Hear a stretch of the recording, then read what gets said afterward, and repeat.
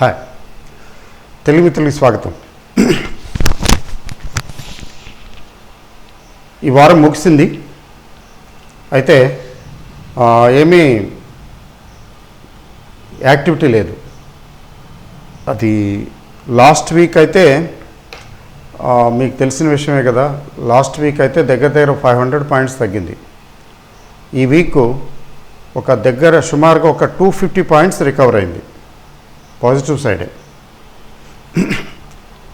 మరి bank Nifty మాత్రం no, it's not responding. Bank Nifty respond అవ్వటం లేదు. అంటే బ్యాంక్ షేర్లు కొనటానికి ఇన్వెస్టర్లు ఏ విధంగానూ మొగ్గు చూపించడం లేదు. అయితే నిఫ్టీ కూడా 250 points recovery is a good recovery. ఎందుకంటే 500 పాయింట్ల నుంచి 250 పాయింట్స్ రికవర్ అయిందంటే ఆల్మోస్ట్ 50% రికవర్ అయింది. Okay, mainly due to companies like Reliance industries ఈ వీక్ స్టార్ పెర్ఫార్మర్. ఎలాంటి స్టార్ పెర్ఫార్మర్ అంటే 2000 నుంచి దాదాపు 2300కి వెళ్ళిపోయింది. దాదాపు 300 పాయింట్లు పెరిగింది. అంటే అరౌండ్ 15% దగ్గర పెరిగింది. 15% రిలయన్స్ పెరిగిందంటే దాని వెయిటేజ్ ఆల్రెడీ 13% ఉంది టోటల్ నిఫ్టీలో. మరి 12-13% వెయిటేజ్ ఉన్నటువంటి రిలయన్స్ ఇది దాని కాంట్రిబ్యూషన్ ఖచ్చితంగా ఉంటుంది కదా. సో రిలయన్స్ వల్ల అది ఒకసారి చూద్దాం. అయితే బ్యాంక్ నిఫ్టీ మాత్రం అలా ఏం లేదు. ఒకసారి లెట్ us see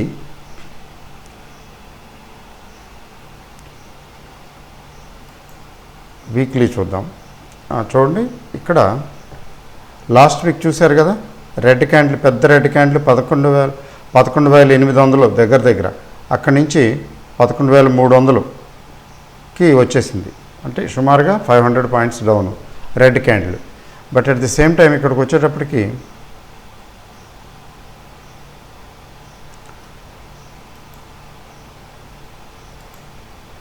ఇది చూడండి. But at the same time ఈ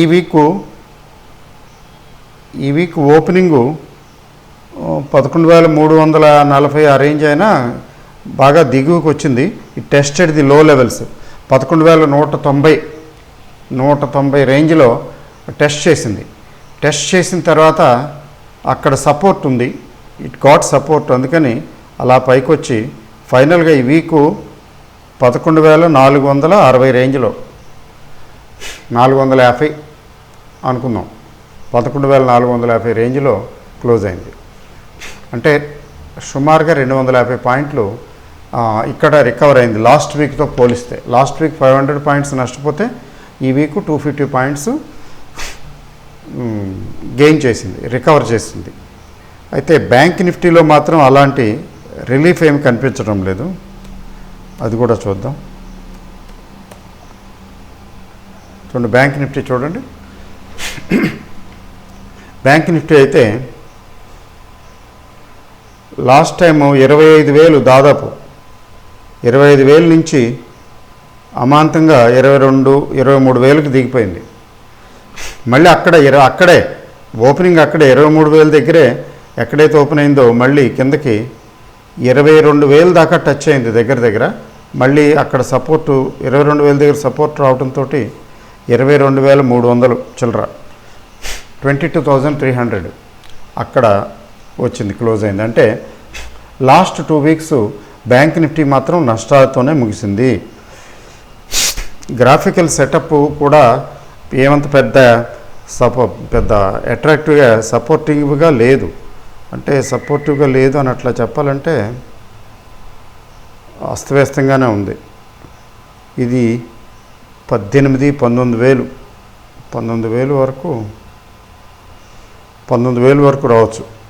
మార్కెట్స్ డౌన్లో ఉన్నప్పుడు 19,000 వరకు రావచ్చు. అది ఎప్పుడు వస్తుంది అనేది మనం చెప్పలేము, కానీ రేపటి నుంచి వచ్చేస్తుంది అనుకుని ముందుగా మనం ఏమీ చేయకూడదు. అయితే డైలీ చార్ట్స్ ఎలా ఉన్నాయి? ఇది వీక్లీ చార్ట్ కదండి, డైలీ చార్ట్స్ చూద్దాం. డైలీ చార్ట్ తీసుకున్నట్లయితే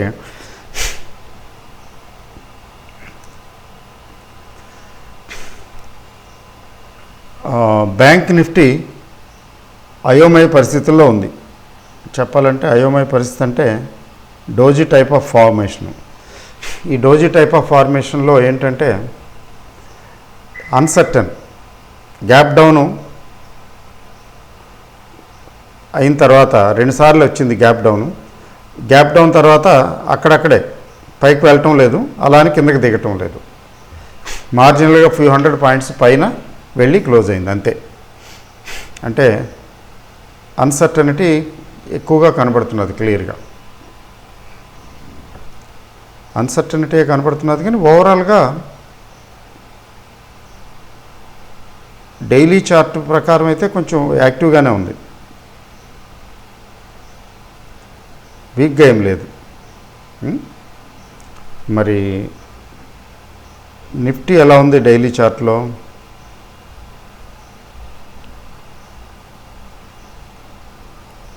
అది కూడా చూద్దాం.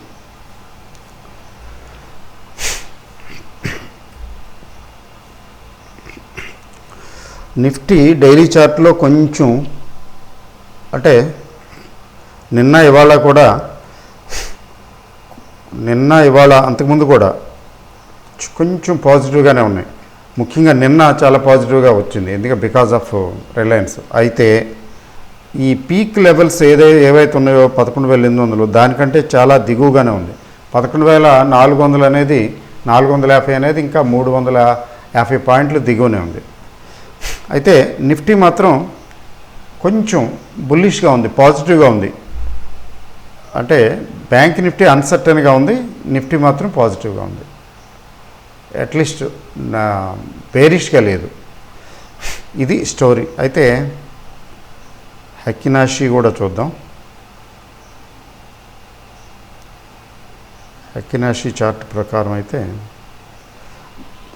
నిఫ్టీ బయింగ్ మోడ్లో ఉంది. నిఫ్టీ బయింగ్ మోడ్లోకి వచ్చింది. ఇది హెక్కినాషి చార్ట్ ప్రకారం లాస్ట్ 2 డేస్ బయింగ్ మోడ్లో ఉంది. ఈరోజు కూడా యావరేజ్ లెక్కల ప్రకారం తీసుకుంటే బుల్లిష్గానే ఉంది, వీక్గా లేదు. వెరీ స్ట్రాంగ్గా అయితే లేదు, కానీ బుల్లిష్ మోడ్లోకి వచ్చింది. ఏది నిఫ్టీ. బ్యాంక్ నిఫ్టీ అయితే ఇంకా రెడ్డిష్గానే ఉంది, ఇంకా బేరిష్ మోడ్లోనే ఉంది.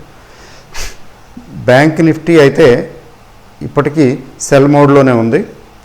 నిఫ్టీ అయితే కొంచెం బై మోడ్లోకి వచ్చింది, కొద్దిగా, పెద్దగా ఏం సిగ్నిఫికెంట్గా ఏం లేదు ఇది. అయితే మరి మామూలుగా గ్లోబల్గా ఎలా ఉంది? That's a very important thing to understand. ఎందుకని అంటే ఇప్పటి వరకు మనం చూసింది ఏంటంటే జరిగిన కథ వల్ల పెద్ద ఉపయోగం ఉండదు. జరగబోయే కథ తెలిస్తే కదా, అది జరగబోయే కథ గురించి తెలిస్తే అది, అంతేగాని జరిగిన కథ అయిపోయింది, అది అయిపోయింది, past is past, it won't come back కదండి. మరి అయితే జరగబోయే కథ గురించి అంటే మనమేమి యాస్ట్రాలజర్స్ కాదు కదా, ప్రెడిక్ట్ చేయలేము కదా, అట్లా సాహసం చేయటం కూడా అనవసరం. అయితే global markets, Asian markets flat. ఈరోజైతే నిన్నటి వరకు బాగానే ఉన్నాయి, కానీ యూరోపియన్ మార్కెట్స్ ఈరోజు అయితే flat to negative, almost flat అని చెప్పాలి. ఇంకా నడుస్తున్నాయి అనుకోండి. ఇంకా మరి what about American markets? Main అది కదా. అమెరికన్ మార్కెట్స్ ఏమైనాయంటే నిన్న నేను వీడియో పెట్టే టైంకి చాలా యాక్టివ్గానే ఉంది, 2%, మోర్ దెన్ 2% అప్వర్డ్ మూమెంట్లో ఉంది. ఓహో, ఇది బాగానే ఉంటుంది, ఇంకేముంది, ఇండియన్ మార్కెట్లు గ్యాప్ అప్ ఓపెనింగ్ అయ్యి ఒక 100 పాయింట్లు 70-90 పాయింట్లు వచ్చేస్తాయేమో అనుకున్నాను. ఎందుకంటే అమెరికన్ మార్కెట్లు ఫాలో అయ్యే అవకాశం ఉంది కదా, దాన్ని ఫాలో అయ్యి ఏషియన్ మార్కెట్స్ వస్తాయి. ఏషియన్ మార్కెట్స్ నుంచి మళ్ళీ ఇండియన్ మార్కెట్స్ తీరా చూస్తే below 11,000, it was crushed to below 11,000. Nasdaq 11,000కి దిగువగా క్లోజ్ అయిపోయింది. అంటే బాగా ఉతికి పారేశారనమాట. అంటే లాస్ట్ 3 సెషన్స్ 4 సెషన్స్ తీసుకుంటే American markets they shed more than 1000 points. Nifty కూడా 11,000 రేంజ్దే కదా, అది కూడా 11,000 రేంజ్దే. 12,000 నుంచి బిలో 11,000కి తీసుకొచ్చేసారండి. మోర్ దెన్ 1000 పాయింట్స్ అని చెప్పాలి. 3-4 సెషన్స్లోనే ఎక్కువ లేదు. అంత స్పీడ్గా పడటం అనేది శుభసూచకం కాదు. అయితే ఈరోజు మాత్రం ఓపెనింగ్ కొంచెం ఘనంగా ఏం లేదు. ఓపెనింగ్ కొద్దిగా పాజిటివ్గానే ఉంది, 11,000 ప్లస్. మళ్ళీ అక్కడి నుంచి కొంచెం జారుతూ ఉంది, కొద్దిగా 11,000 బిలో 11,000. నేను లాస్ట్ చూసినప్పుడు బిలో 11,000 ఉంది. ఏషియన్ మార్కెట్స్ సో అంతంత మాత్రంగా ఉన్నాయి.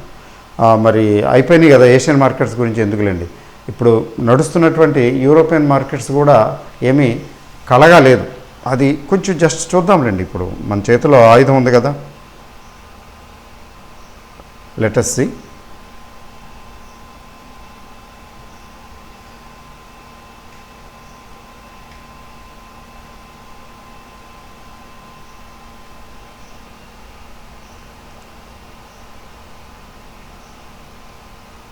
గ్లోబల్ మార్కెట్స్ అయితే మనం సింగపూర్ నిఫ్టీని నమ్మం, ఫాలో అవ్వం.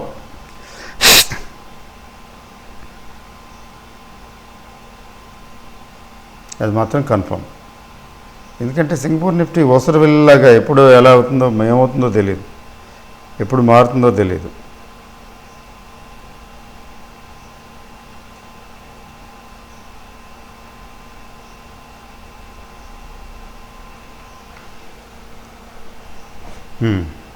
రండి.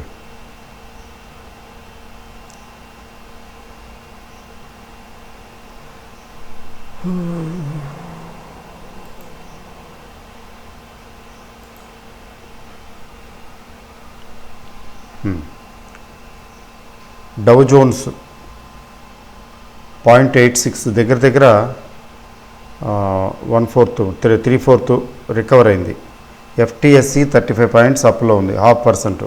6,000 మెయింటైన్ అవుతున్నది డౌ జోన్స్. తర్వాత నాస్డాక్ విషయానికి వస్తే ఇది 63 పాయింట్లు ప్లస్, అంటే 0.5%. అయినా 10,982. 10,982 అంటే బిలో 11,000 ట్రేడ్ అవుతున్నది. మనం నిద్రపోతాం హాయిగా గుర్రుపెట్టి, తెల్లారిపాటికి ఏమవుతుందో తెలియదు.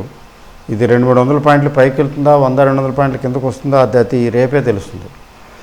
సో దీన్ని బేస్ చేసుకుని మళ్ళీ సోమవారం యుద్ధానికి రెడీ అయిపోతారు అంతా. అంటే Asian markets followed by Indian market and finally American market. American మార్కెట్కి ముందు అమెరికన్ మార్కెట్ని జనరల్గా ఫాలో అవుతారు కాబట్టి అమెరికన్ మార్కెట్కి ముందు ఏషియన్ మార్కెట్స్, ఇండియన్ మార్కెట్, తర్వాత యూరోపియన్ మార్కెట్స్. అంటే డల్గా ఉంది వాతావరణం, అంతే సింపుల్గా చెప్పాలంటే డల్గా ఉంది. అమెరికన్ కండిషన్స్ తీసుకున్నట్లయితే మెయిన్గా ఏంటంటే 1000 పాయింట్లు తగ్గి ఒక 100 పాయింట్లో వీక్ మొత్తం చెప్తున్నా. ఈ వీక్ 1000 పాయింట్లు తగ్గింది, పైగా 1000 పాయింట్లు పైగా తగ్గి ఈరోజు 200 పాయింట్లు రికవర్ అయినా కూడా 25-30% recovery is a negative indicator. అంటే ఈరోజు 300 పాయింట్లు రికవర్ అయినా కూడా నెగిటివ్ ఇండికేటరే. అంటే 1000 పాయింట్లు తగ్గి 300 పాయింట్లు రికవర్ అవటం ఏంటి? అదే ఇవాళ కూడా పొరపాటున ఫ్లాట్గానో లేకపోతే నెగిటివ్గా వెళ్ళిందంటే కొంచెం డేంజర్ జోన్లోకి వెళుతున్నదని అర్థం. ఆ ఇండికేటర్స్ మనల్ని, అంటే మిగిలిన మార్కెట్స్, గ్లోబల్ మార్కెట్స్ని కొంచెం డిస్కరేజ్ చేస్తాయి. అంతకని ఏం లేదు. అయితే మనం ఇప్పటివరకు కొంచెం గుండె దిట్టపు చేసుకుని స్ట్రాంగ్గానే ఉన్నాం కదా. 11,800కి వెళ్ళటం చాలా మంచి హై లెవెల్కి వెళ్ళాం. అంటే ప్రీవియస్ పీక్ దగ్గరలోకి వెళ్ళాం, ఏదో ఎవరెస్ట్ కాంచనజంగా లాగా. ఇప్పుడు నెక్స్ట్ చూడాలి ఏమిటి, ఎట్లా ఉంటుంది అంటే రేపు నెక్స్ట్ వీక్ ఎలా ఉంటుందనేది ఇదిగో ఇప్పుడు ఈ గ్లోబల్ మార్కెట్ల మీద, అంటే ముఖ్యంగా ఈరోజు జరిగే అమెరికన్ మార్కెట్ మీద డిపెండ్ అయి ఉంటుంది. తర్వాత ఇప్పుడు సరిహద్దు ఇష్యూ కొంతవరకు కొలిక్కి తీసుకొచ్చినట్టుగా అనిపిస్తున్నది, బట్ నమ్మలేమనుకోండి. నమ్మకూడదు కూడాను. చైనా అలా చెప్పి గబుకుని దిగ్గలదు, ఎందుకంటే చెప్పేదోటి చేసేదోటి. అలర్ట్గానే ఉంటారు ఇండియన్ ట్రూప్స్, అందులో డౌట్ లేదు. గవర్నమెంట్ కూడా, గవర్నమెంట్కి మనకంటే బాగా తెలుసు. అయితే ప్రస్తుతానికి ఏంటంటే ఈ సరిహద్దు గొడవలో ఏదో కొంచెం స్టాండ్ స్టిల్, కొంచెం ఒక కొలికి వచ్చినట్టు, పార్ట్లీ కొలికి వచ్చినట్టుగా అనుకోవాలి. కాబట్టి ఇబ్బంది ఏం లేదు, నథింగ్ టు వరీ. అది పెద్ద ఫ్యాక్టర్ కాదు ప్రస్తుతానికి. పెద్ద ఫ్యాక్టర్ వల్ల ఎకానమీయే అండ్ విజావి గ్లోబల్ ఎకానమీస్, దాన్ని బేస్ చేసుకుని నెక్స్ట్ మార్కెట్ ఉంటుంది. అయితే ఏంటంటే లాంగ్ టర్మ్ ఇన్వెస్ట్మెంట్కి తొందరపడవలసిన అవసరం అయితే లేదు. షార్ట్ టర్మ్కి చూసుకోవాలి ఎప్పటికప్పుడే. ఓకే అండి. సో మార్కెట్లు చెప్పాలంటే చాలా డల్గా, ఒక వారం రోజుల్లో 250-300 పాయింట్లు రేంజ్ అంటే ఎంత డల్గా ఉందో చూడండి. అది లక్కీగా నిన్న రిలయన్స్ పుణ్యమాని ఒక 150 పాయింట్ల దాకా కొంచెం ఇదొచ్చి ఉత్తేజం వచ్చింది. లేకపోతే నిన్న ఉత్తేజం రాకపోతే, రిలయన్స్ ఇండస్ట్రీస్ పేరు మీద కానీ రాకపోతే ఇంకా చాలా డల్గా బోరింగ్గా ఉండుండేది. కొంచెం నిన్న పర్వాలేదు. The whole week Thursday was again active. అది లెటస్ సీ. అయితే ఇది డేంజర్ సిగ్నల్. ఎందుకంటే స్లోగా ఉంది అంటే, యాక్టివ్గా లేదు అంటే, ఇట్ ఈస్ మూవింగ్. అంటే స్టార్మ్ ఫామ్ అవుతుంది కదా, సైక్లోనిక్ కండిషన్స్ ఫామ్ అయినప్పుడు ఒక్కసారి వచ్చేస్తుంది కదా, అట్లా అనమాట. అంటే ఇది పైకి వెళ్ళటానికి కానీ కిందకి రావటానికి కానీ momentum, it is gaining momentum. అది అల్పపీడన ప్రాంతం అంటారు కదా, అట్లాంటి సిచ్యువేషన్లో ఉంది మార్కెట్. ఒక్కసారి స్ప్రింగ్ సౌత్, అది నెక్స్ట్ వీక్ చూడాలి. 2 వారాలు ఎలాగో అయిపోయినాయి సెటిల్మెంట్కి, ఇంకా మిగిలినవి 2 వారాలే. అయితే వాలటిలిటీ లెవెల్స్ మాత్రం డేంజర్ లెవెల్స్లోనే ఉన్నాయి ఆల్మోస్ట్. ఎందుకంటే మార్కెట్ 100 పాయింట్లు తగ్గితే వాలటిలిటీ అమాంతం 5%, 6% పెరిగిపోతున్నది. అలాగే మార్కెట్ 100 పాయింట్లు పెరిగితే 5%, 6% తగ్గిపోతున్నది. అంటే వాలటిలిటీ కూడా చాలా స్వింగ్, ఫాస్ట్గా మూవ్ అవుతుంది పైకి కిందకి. వాలటిలిటీ ఇండెక్స్ కూడా చాలా వాలటైల్గా ఉంది, అది చెప్పడం. అది let us see what happens. Okay అండి. So thank you very very much and happy weekend to all of you.